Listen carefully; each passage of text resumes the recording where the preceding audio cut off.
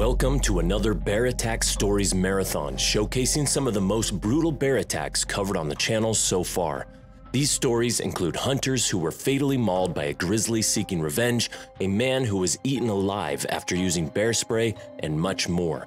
Hit that like button and subscribe right now. These are the most terrifying bear attack stories you will ever hear. Welcome to Final Affliction.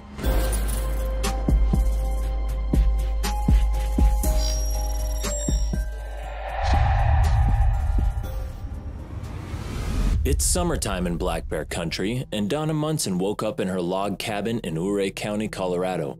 She expected her day to go as usual: breakfast, tea, ignoring her neighbors' complaints, and an afternoon of watching the bears eat through her picture window. Sadly, things didn't go as planned for this unsuspecting senior. Donna's cabin was nestled between the vast mountains of Ouray and Ridgway, two towns that hosted some of Colorado's 960 wildlife species. She had all the space she needed to commune with her friends. She didn't really want to think about the pesky neighbors, but they'd made so much noise that she couldn't help hearing their voices in her head. They wanted her to stop feeding her babies, but that wasn't something she was ever ready to do. Too bad it led to her unfortunate downfall. Tired of having their lives disrupted by hungry bears destroying property for food, her neighbors filed complaints with the Colorado Parks and Wildlife. They said that the bears' repeated visits to rummage through trash cans and break into homes was enough proof that what Donna was doing was dangerous. Her neighbors warned that she was not only putting herself at risk, but also everyone else at risk, because the bears will come expecting handouts and will surely get violent with anyone who couldn't deliver. Donna was a woman of her own opinions. No one would tell her what to do, so she ignored all their chatter. She believed they simply didn't understand her special connection with nature. They didn't get that the animals were as much as family as they were friends. Ever since her husband had passed on, it was her duty to keep his legacy alive by taking care of the animals just like he did. Like almost every sweet old granny, she fed stray cats, then took it an extra mile to feed raccoons, skunks, elk, deer, and eventually her baby, the black bears. The neighbors could complain all they wanted. They could warn her for all she cared. She wasn't going to stop feeding the wildlife. The fact that the bears kept coming over for food had to mean that the poor darlings were just hungry. What kind of monster would she be if she didn't put some food in their tummies? Besides, she'd been feeding the animals for over 10 years and none of them had dared harm her. Donna decided to stop taking the CPW's calls and reading their letters. They couldn't really do anything to her, and it wasn't their business what she did on her property. Better yet, she wasn't stupid. She had a fence built to wrap around her front porch. This way, she could feed the bears through it without getting too close for comfort. It was a sturdy, standard farm fence made of wood and wire mesh, and it had served her diligently all this while. It was enough protection, and there was no way she would stop feeding her dear friends. With her conviction steeled, Donna went about her day. Pesky neighbors aside, she had other things to worry about. The night before, an injured bear cub ambled toward her porch. At that time, she'd been on the phone with a relative, and she had to end the call and move quickly to tend to the poor baby. Where was its mother? Why was it all alone? Was there a way to get it back to its family? All those questions didn't matter at the moment. First, Donna had to make sure the poor baby was all right. She fed it hard-boiled eggs and yogurt, but while the sweet angel was eating, an older bear tried to harm the cub. Donna couldn't let that stand. Using a broom, she chased off the bully, ultimately saving the cub. She didn't want to hit the bear, after all. It was her friend too, but she had to have her priorities straight, and the injured baby needed her more at the moment. It had fled during the attack, and she wondered if it was okay or if she could have done more to help. These thoughts still plagued her later that Friday as she got food ready for the bears. As always, she was going to sit on her porch and watch quietly as they ate. Watching the bears was one of her favorite pastimes, and she liked that she could watch them while they watched her. They probably thought of her fondly too. After all, she'd fed them constantly. They surely had her back, but she couldn't be more wrong. Donna got herself ready on her porch and watched as the hungry animals started to show up. She was pleased to lose herself in their company once again. After the death of her husband, Donna barely spent much time with other humans. She knew that old acquaintances had mentioned that they didn't like her all alone out in the area with so many animals, but Ouray was her home, and the bears were her people. Donna got closer to the fence, ready to watch her babies eat through its protection. It was unfortunate that she had to use her walker and that she couldn't interact with her beloved animals as much as she would if she was still young and spry, but it was fine. She'd do her best to look after her friends with the strength that she had. As Donna walked up to the fence, she spotted 2 black bears, clearly hungry and anticipating the food she had for them.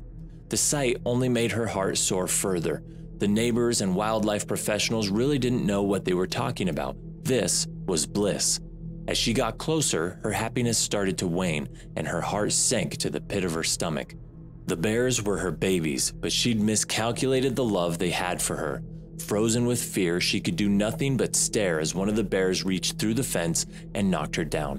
One mighty paw to the head was all it took to render Donna unconscious. The hungry, angry bear went at her head with its claws and pulled her body under the fence that was supposed to protect her with its teeth. It had come for food, and it seemed that hard-boiled eggs and nuts were simply not enough. The bear wanted its pound of flesh, and it found it in the woman who called it her friend. Another nearby bear, seeing what was happening, rushed forward for its share of Donna. Together, the bears tore Donna limb from limb and devoured her. Donna was only found later that same day when a handyman looking for work stopped by her cabin. He was looking for a painting job and surely didn't expect to find a bloody, mangled corpse waiting for him. The man wasted no time in calling the police, and just moments later, the Ouray County Sheriff's Department was on the scene. Joel Burke, a detective with the department, was first on the scene, and he immediately started interviewing potential witnesses. While he was talking to the neighbors and others on the scene, grunts and roars filled the air. A 250-pound bear was barreling towards them, and it showed no signs of slowing down or showing the smaller humans mercy. It wanted the body, and it wasn't backing down until it had its meal between its teeth again. When things started to heat up, Joel rounded up the bystanders and drove them to safety in his car, where he retrieved his weapon. He was trembling because it's not every day that a small human faces off against a ferocious bear. Joel didn't want to shoot, but it was kill or be killed and eaten. Plus, there were people to protect, and as an investigator, he had to find out what really happened to Donna. So squaring his shoulders, Joel raised his gun and let a bullet fly. Joel had to shoot down a second bear that same day, a 394-pound male. With both dead and Donna's body secured, the department could finally get some real answers as to what happened. An autopsy on the bears' bodies revealed that the bigger bear had human flesh, Donna's flesh, in its stomach. Aside from her flesh, the bear had part of her shirt in its stomach as well. The results came out inconclusive for the smaller bear, but there was no doubt that it would have had its fair share of Donna if Joel hadn't done something about it. Donna Munson, the nature-loving old lady, often rented out half of her house in southwestern Colorado to several people over the years. One of the tenants recalled that Donna had once told them that when the time came, she wanted to go out with the bears. That's exactly what she did, even though it might not have been how she thought things would go. And although her love for nature can be commended, the fact that she refused to follow one simple instruction put herself, her neighbors, and the very same bear she claimed to love in danger. 2 bears died because of her that day, and if she really loved them as much as she proclaimed, she would have been heartbroken to find out. Hikers and residents of wildlife-inhabited areas are instructed not to feed the animals for a good reason, and if only Donna had not treated the bears like she would a neighbor's dog, she might have avoided such a gruesome final affliction. Brady Penn was an experienced senior airman in the U.S. Air Force in 2021 when he suddenly received a call from his father, Steve. This was not uncommon as he spoke to his father regularly, and so he picked up the phone. He could tell his father was excited as he quickly explained that he had won a hunting lottery, meaning that he had been awarded a permit to hunt for elk on Affliction Island. The island is famous for having some of the best hunting and fishing opportunities in North America and attracted lots of visitors during their holidays. It has an impressive diversity of wildlife, including the largest elk in North America, the Roosevelt elk. This animal is a prized catch among hunters and is something to really boast about catching. It's also impossible without a permit. The permit meant that only certain people were able to hunt in the area to avoid the destruction of the fragile ecosystems. You are able to enter the lottery for specific animals that you are allowed to hunt, and today, Steve had finally been selected and he wanted his son to go with him for a week-long trip.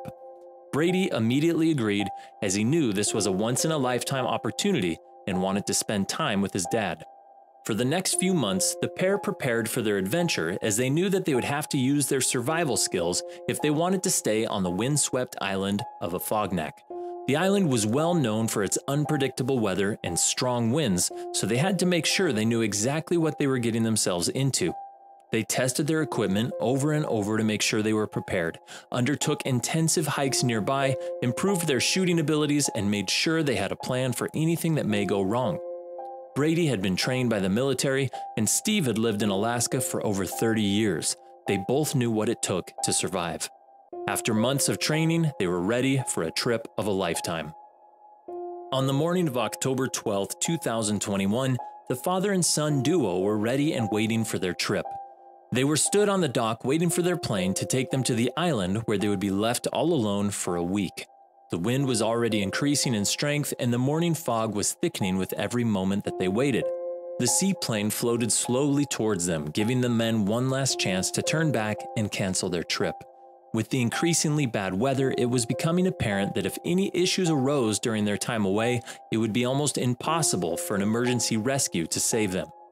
They decided that they would be able to deal with any problem that came their way and boarded the plane to take them to Affliction Island.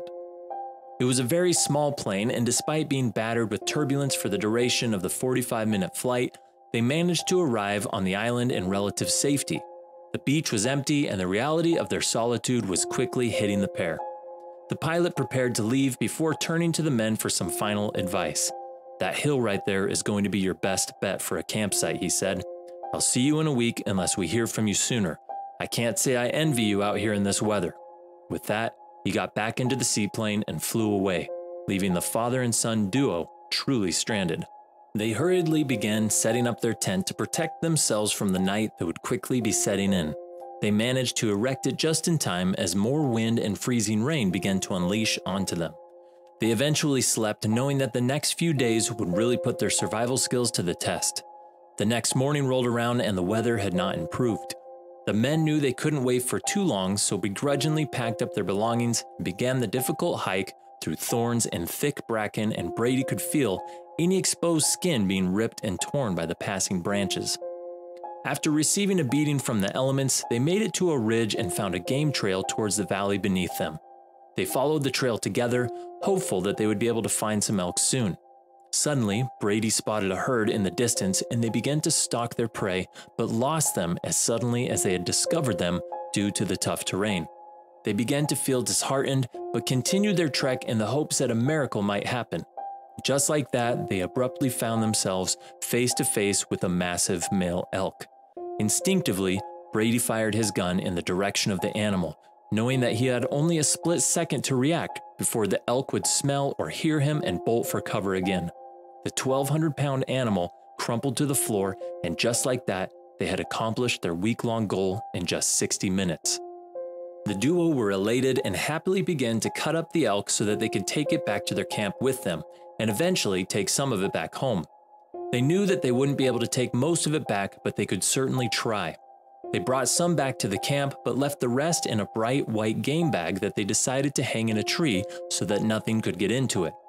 The next day they returned, but quickly realized they couldn't see their bag in the tree anymore.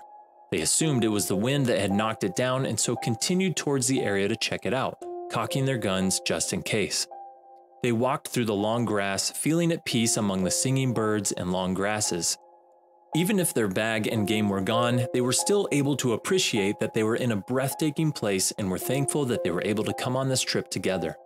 Suddenly, the meadow fell silent, no birds at all. All they could hear was a low growling, and that's when they knew that they were in big trouble. Just 30 feet away, a huge Kodiak bear was charging right towards them, running through the trees as if they weren't even there, its eyes fixed on Brady and Steve. Before Brady could even blink, let alone draw his weapon, the bear was upon him. He was swatted to the side by a massive paw, pain shooting through his back as the bear put its entire body weight onto his spine. He was trapped, his rifle pushed beneath him, and with the extra weight on top of him, he had no way of moving. While he was thinking of what to do and how he could possibly survive this, the weight was removed from Brady's back. His father was pulling the bear off of him, giving him a final chance to save them both. The bear was immediately able to push Steve off of it, and after throwing him to the ground, was now also on top of him. But Brady was freed from the bear's weight and was holding his rifle. Despite the pain in his body, he struggled to his feet and fired his gun without a second thought, without even looking. The shot ripped through the bear's back hip, and with a ferocious roar of pain, the animal ran back into the trees. The pair quickly assessed each other for injuries, never taking their attention from the trees in case the animal came back. Steve had a few puncture wounds in his hands from the bear's teeth as he had been defending his son, but he had been wearing strong gloves and they were able to take the majority of the damage. Brady's trousers had been ripped and there were claw marks down his legs, but he was mostly unharmed. They were thankful that nothing worse had happened. They made their way back to their camp slowly and carefully, keeping a special eye out for the murderous bear. Luckily, they were able to make it back, and while they couldn't sleep as they listened out for any noises outside, they felt relatively safe within their camp. Luckily, this is the end of their story. The father and son were picked up by the plane the next day and were able to escape. Their teamwork, preparedness, and military training had saved them, proving once again that research and a little bit of luck will always provide you with some safety in the end, allowing them both to narrowly avoid becoming a food source for the bear and meeting their final affliction. Ward O'Connor was spending the summer camping in an RV with his fiancée, Jamie Wallace. For the couple, it was an adventure of a lifetime. Pulling up at different campsites along their route, they often went hiking in the surrounding bush before returning to their camper. They would cook dinner on an open fire and sit around the glowing embers as night drew in, chatting endlessly. Ward had grown up in Canada's British Columbia and was living in Mackenzie. After graduating from college, he became a carpenter and worked for a scaffolding company. Although it paid the bills, Ward never really enjoyed the work. His true passion was traveling. He told his mom that he would love to be a travel writer. Being paid to see the world would have been his dream job.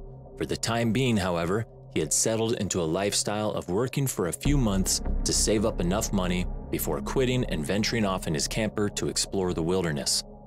The previous year, Ward had met Jamie at a friend's party. They spent the whole night talking and quickly became inseparable. Ward's love for nature and the great outdoors soon rubbed off on Jamie. He took her to his favorite camping spots and taught her how to make a fire. In early May 2015, they drove out of Mackenzie, a small town in British Columbia. With the open road and grand wilderness in front of them, excitement was building for what lay ahead. They took with them their trusty sidekick, Ward's dog. He was a black Great Dane and always accompanied Ward on his adventures. After a short drive, Ward turned up a forestry road and headed for a campsite. The RV bumped and bounced along the dirt track as they made their way through the forest along the banks of Parsnip River. This river runs for 150 miles through central British Columbia and is popular with anglers. When the couple arrived at the campsite, Ward, Jamie, and their dog jumped out of the van. They met their friend Dave Kirby there and spent the next 2 days walking and exploring the surrounding conifer forest trails. That night, as they were sipping their drinks in the RV, the three of them spotted a lone wolf sniffing through the campsite. It was interested in their fireplace and nervously inched closer. Jamie filmed it from the safety of the vehicle, posting the video clip on Facebook for her friends to see. After initially displaying curiosity, something spooked the wolf and it lolloped off into the darkness. The following afternoon, Dave had to head back to work, but spent most of the day with the others cleaning up the beach, cutting logs, and skinny dipping in the crystal clear water of Parsnip River. As evening began setting in, Dave said his goodbyes and headed off. Ward and Jamie lit the fire pit at their camping spot and set about preparing for dinner.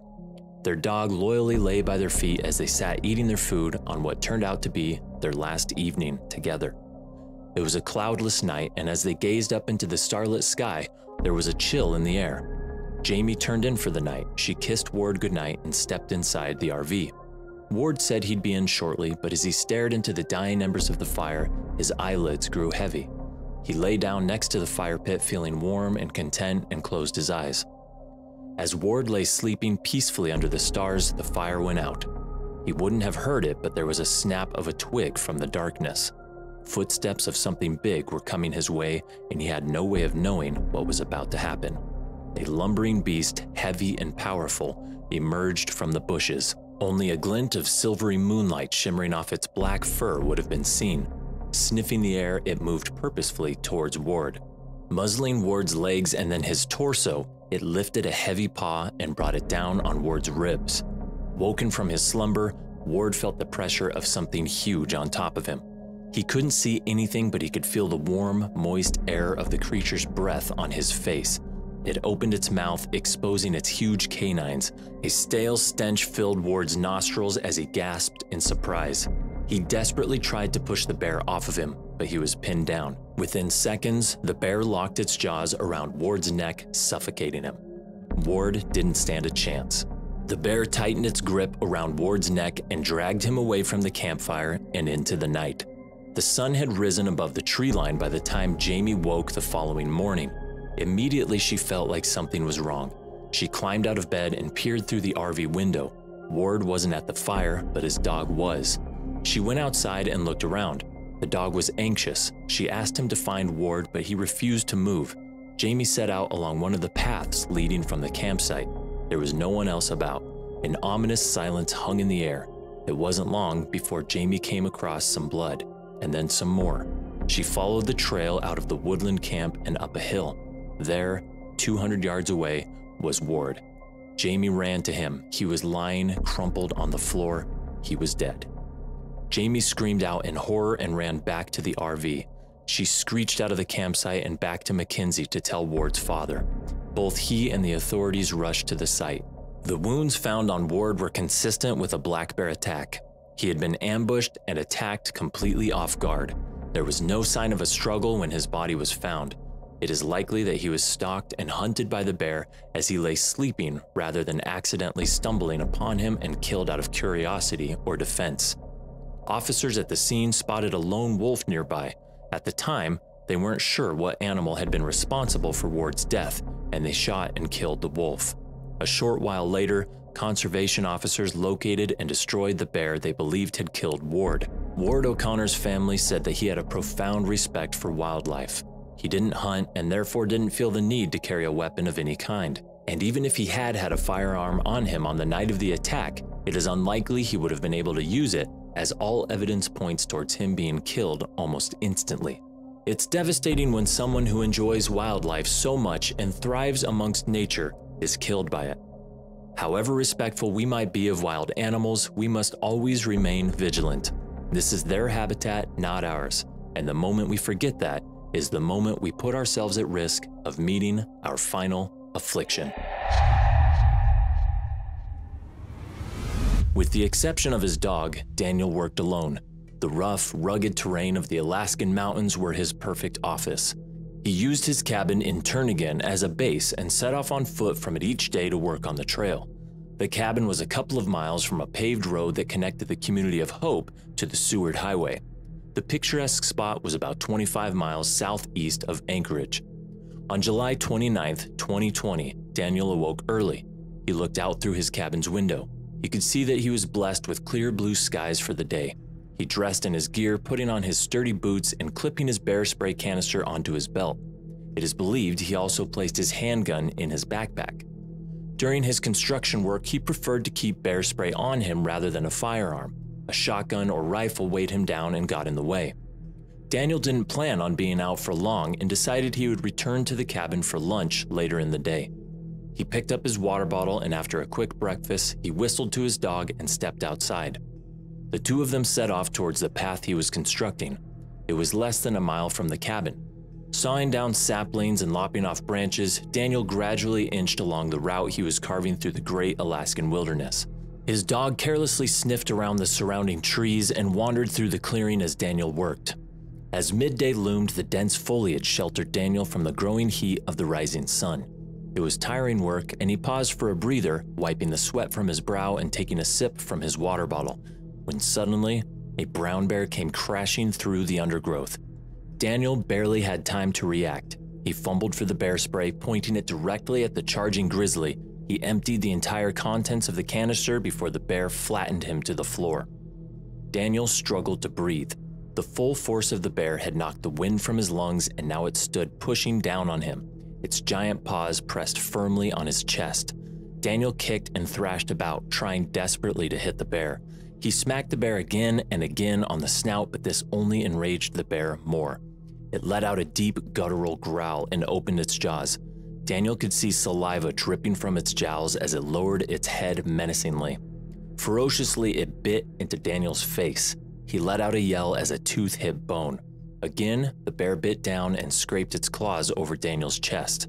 The attack that ensued was likely brutal and ferocious, but no one knows quite what happened to Daniel. His tragic death was both a shock to those who knew him and a mystery to others. His dog found its way home, and when Daniel's wife saw the dog arrive home without Daniel, she hurriedly called his friends. None of them had seen him. Working within such dense vegetation, it is likely that Daniel didn't see the bear until it was right upon him. If he did have his handgun in his backpack like his friend said he did, then there definitely wouldn't have been enough time to use it. Maybe it was his dog that alerted him to the bear, maybe Daniel had time to retreat a little, maybe the dog provoked the attack, no one quite knows. After Daniel's wife called his friends raising the alarm, they went to check on him. They assumed that he may have fallen and sprained an ankle or broken a leg. Walking past his cabin, they followed the path that Daniel had carved through the undergrowth. Little more than a mile along the path, his friends stopped in their tracks. They had found Daniel's body on the ground, bloodied and lifeless. His injuries were consistent with a brown bear attack. In those desperately sad and heart-stopping moments, they called the local police department to report the terrible news. Daniel's wife and friends were in utter disbelief that he was gone. He was such an experienced outdoorsman. They knew his knowledge and hunting expertise had served him well throughout the years, but now their worlds came crashing down. State wildlife biologists arrived on the scene. The stench of pepper spray was still in the air. The empty canister was found about 15 feet from Daniel's body. A thorough scout of the area found nothing that would have attracted a bear, such as a moose carcass or other food sources.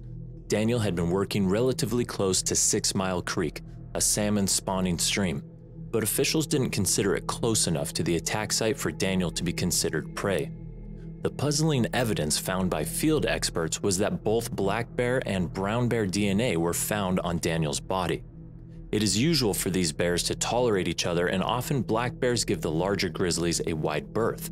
However, with evidence of both bears present at the attack site, some locals considered them to have attacked Daniel together, a form of teamwork amongst bears.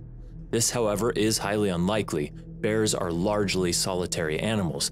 They do not hunt in pairs or groups, and subspecies never socially mix with one another. In fact, brown bears have been known to kill black bears. So what exactly did happen to Daniel? The most likely explanation is that he unknowingly disturbed a large female brown bear which attacked him. She wasn't necessarily preying on him, but had been startled and had felt threatened. She was eliminating this threat from her territory by attacking the intruder. Uninterested in eating him, she left the kill site. If bears cannot eat their prey then and there, they often cover it up, hiding it from other predators and scavengers in order to return to it later. There was no evidence of Daniel's body being partially buried or hidden with dirt or foliage. Bear spray may sting the eyes and nose when in direct contact, but it can also attract bears. In this case, a black bear was probably attracted either by the smell of the spray or by the fresh kill and made its way to Daniel's body. This would explain the presence of both bear subspecies at the site. But why was the bear spray ineffective during the initial attack? The regional wildlife supervisor for the Alaskan Department of Fish and Game, who was tasked with investigating Daniel's death, suspected the bear spray was faulty.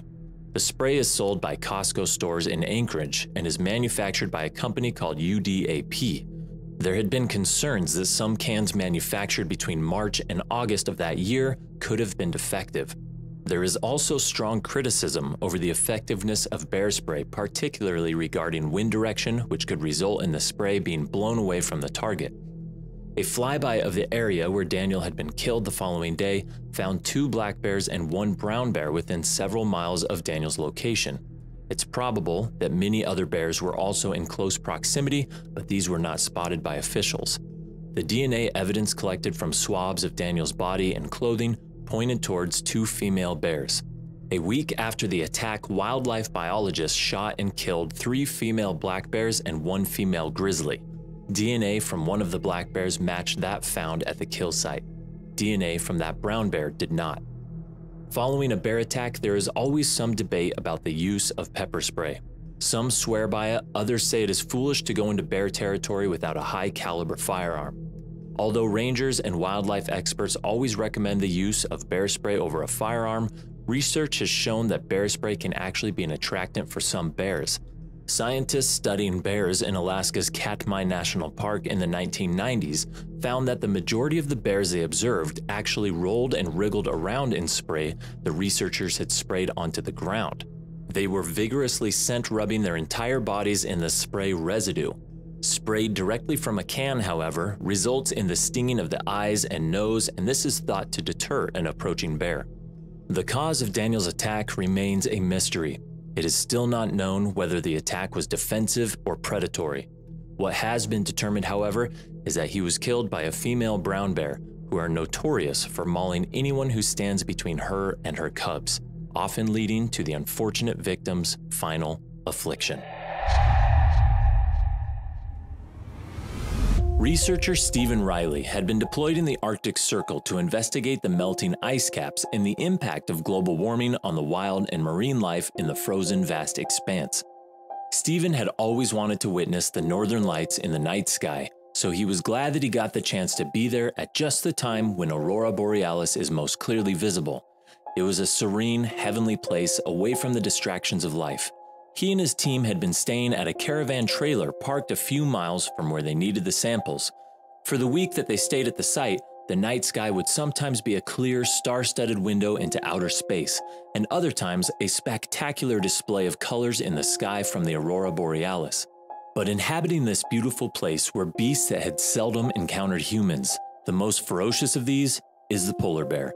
At over 2 meters in height and weighing more than 1,000 pounds, these mammals were comfortable at the top of the Arctic food chain, feeding on everything from seals, walruses, and even beluga whales.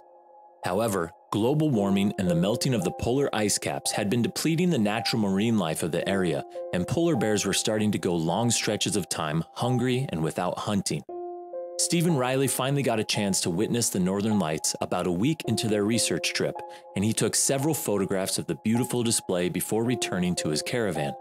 In contact with his supervisor over the phone, Stephen was instructed to collect more samples of the thinning ice a few miles from their caravan. He was frustrated with his supervisor and tried to explain that the lack of marine life in this frozen wasteland was enough evidence that the ice was thinning due to global warming.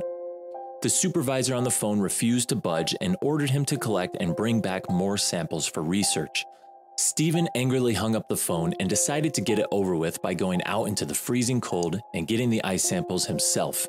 He chose a site about a few kilometers from their caravan for the ice samples, but the foot-deep snow and blazing cold winds made it extremely difficult and time-consuming to walk there. He had no choice but to bring back the samples, which he thought would prove to his supervisors that he was right all along. Global warming had caused ice sheets on the water to melt and crack, leaving floating islands of ice separated by several feet of freezing water. Stephen had to hop from one sheet to the next and slowly make his way to the chosen site. He finally identified an appropriate spot to chisel off a piece of ice on the edge of the floating sheet. He crouched down and took out his tools for the job. Hunched over right on the cusp of the ice-cold water, he heard light splashes followed by a grunt. He couldn't get a good view of what it was and dismissed the sound for a whale or seal beneath the water. He heard the grunt again, and this time it sounded louder and closer. He realized it was not coming from beneath the water, but from behind him. He turned back and spotted a massive body of white fur over 7 feet tall right as it jumped to him. Frightened out of his senses, he instinctively ducked and felt the sharp claws of the animal scratch his shoulder as it plunged into the water on the other side. Stephen quickly realized the vulnerability of his circumstance. He had no transportation, no weapon, and no communication to contact his colleagues at the camp. He was alone in the vast frozen wasteland several miles away from safety, and all he had was a small can of bear spray in his backpack. He had only a few seconds to frantically search for it with his freezing and jittery cold hands before the polar bear clambered out of the water and ran after him once again.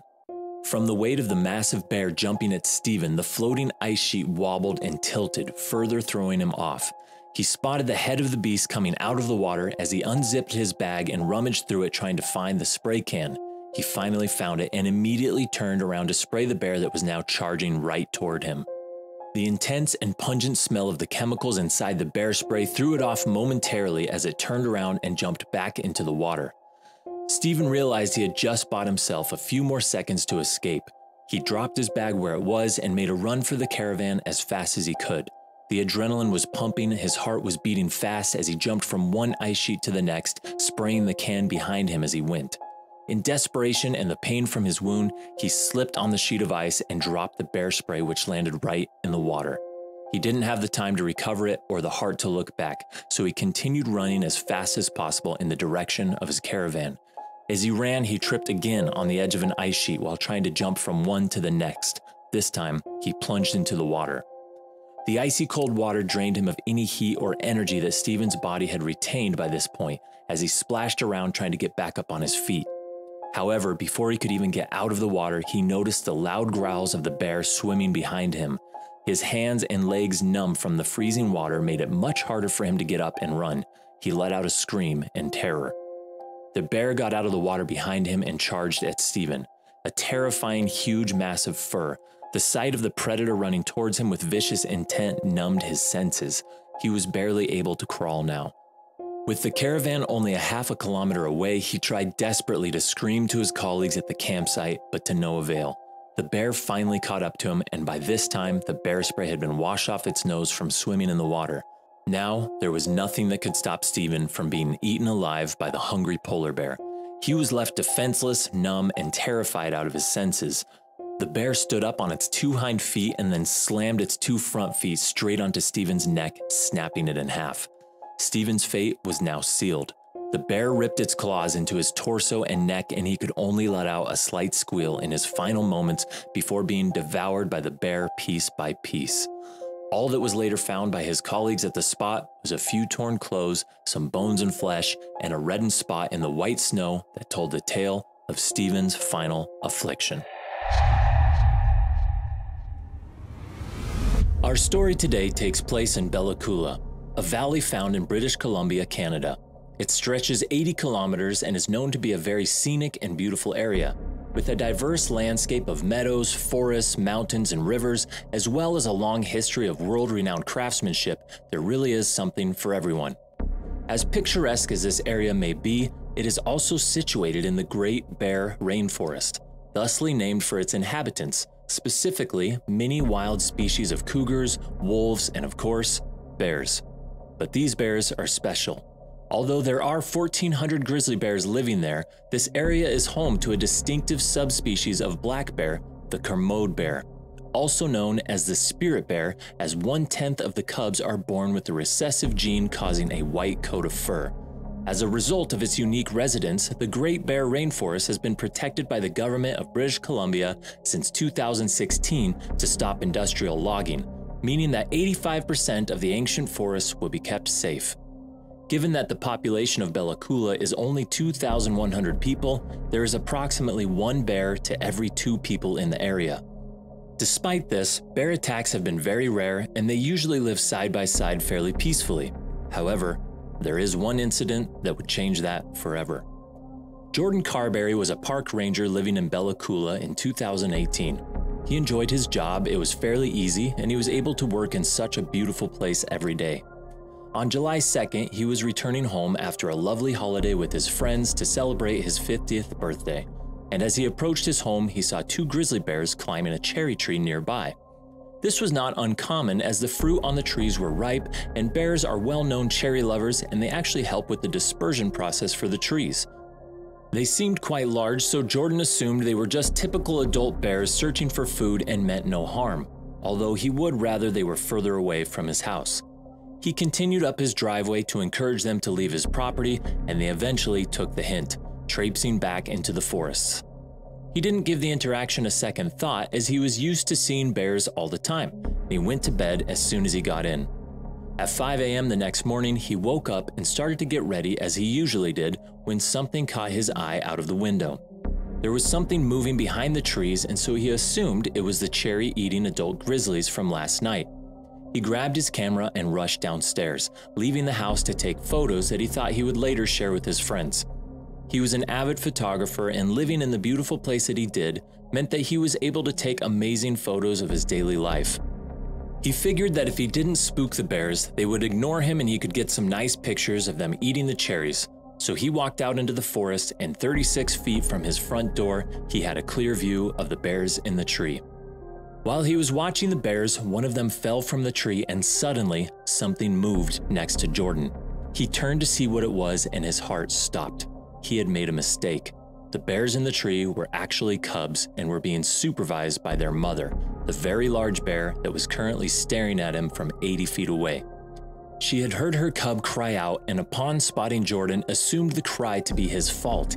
He knew that he was in a lot of trouble. She began walking towards him and then running straight towards him. Although he had been trained on how to react to grizzly bears and knew in the back of his mind that he should play dead, his natural instincts took over in the face of a 500-pound killing machine sprinting right at him. He turned and ran, knowing that he was only a short distance from his house, and thought maybe he could get in the door before she mauled him to death. He was running for his life, and he knew that the next few seconds could determine the rest of his life, however long that may be. Just 10 feet from his door, the bear smacked him in the back with her huge paw, and he was sent flying onto the ground. He was winded by the impact and barely had any time to register what was happening to him as he tried to stand up again. Immediately, the bear jumped on him and grabbed him by his head, trying to crush his skull in her strong jaws. He was terrified as he knew there was no way he could overpower the animal. Suddenly, he felt his feet leave the floor as he was lifted by his skull into the air. He thought he must be done for. The force was too much for his skull, and a large part of his scalp was ripped off, the pain blinding Jordan as he fell to the floor, blood gushing everywhere. He thought he could maybe crawl away as the bear was now holding his scalp in her mouth, so he was hoping she would just leave. He was wrong.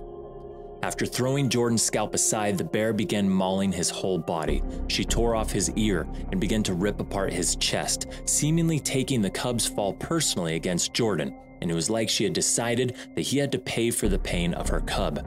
He knew that his time was running out as the animal was not showing any signs of slowing down, seemingly determined to mercilessly tear him apart. He realized that he was not going to be able to wait it out or hope that she would leave, and in that moment, he remembered some of the training that he had been given in the past for this exact situation. He began to punch her in the head with as much strength as he could, which just further angered the bear. She flipped him onto his side to get his fists away from her and continued her attack. He quickly started kicking her in the eye with his heel, adrenaline increasing his strength, even though he had now lost a significant amount of blood. The bear started to back away a little, confused by the sudden rebuttal attack, and this gave Jordan enough time to pull himself to his feet again. After a second, the bear charged at him again, planning to end the fight once and for all. Jordan tried to punch her once again, this time aiming for her nose, but she managed to dodge his fists. As he continued to punch at the bear, he was able to slowly back away into his house and shut the door, waiting for the attack to continue. He knew that this door was only thin and the animal would easily be able to break it down with just a few body slams, but nothing happened. He waited for the crash of the bear entering the house to finish the job, but she never did. Instead, she just walked back into the forest, returned to her cubs, and left the scene. Although Jordan was thankful that the bear had now left him alone, he was now faced with another problem: surviving his extensive injuries. He lived in the middle of nowhere, he didn't have phone service, who would he contact for help? He had no choice, he had to save himself. He managed to grab his car keys from upstairs, the adrenaline from the attack slowly wearing off, but he knew that if he passed out, he would never wake up again. Holding his chest closed, he left the house without checking his surroundings, and the bear had reappeared. She started charging at him once again, but he managed to get into the car and drive away. He was praying that he would make it to the hospital, praying that he would be able to see his wife and daughter again. Amazingly, he survived the drive and made it to his local hospital, where he was immediately airlifted to the Vancouver hospital. He had to have many surgeries in order to save his life. His right ear had been torn off, half of his scalp was missing, he had several puncture wounds from where the bear had tried to rip him apart, and an umbilical hernia from the repetitive climb from the bear. He had a long recovery journey ahead of him, but he was just grateful to be alive. He counted his blessings that she hadn't caught him that final time as he reached the car, and accepts that the accident was fully his fault, as he shouldn't have risked his life just for some photos. He should have known better given his experience working with the bears, and recognized that the bears were cubs and kept an eye on his surroundings. Either way, he was lucky to survive and went on to have a full recovery, narrowly escaping his final affliction.